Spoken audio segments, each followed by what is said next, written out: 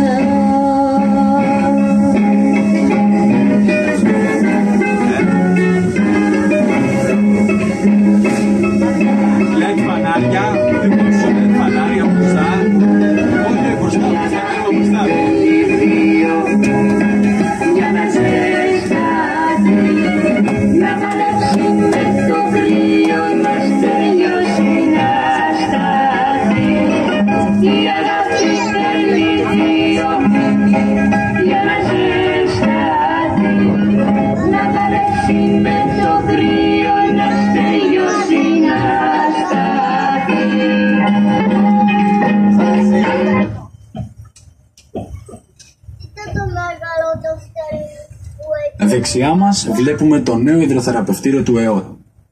Χτίστηκε το 1980.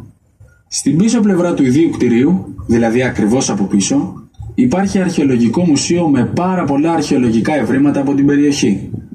Επίσης δεξιά μας βλέπουμε το παλιό υδροθεραπευτήριο του ΕΟΤ με ονομασία Άγια Ανάργυρη, ονομασία που προέρχεται από τον Ιερό Ναό που βρίσκεται ακριβώς στην πίσω πλευρά. Αρχιτέκτονας, μηχανικός και κατασκευαστής και πάλι ο μεγάλος Γερμανός φιλέλληνας Τσίλερ, ο οποίος όπως προείπαμε έχει κατασκευάσει πάρα πολλά κτίρια στην πατρίδα μας.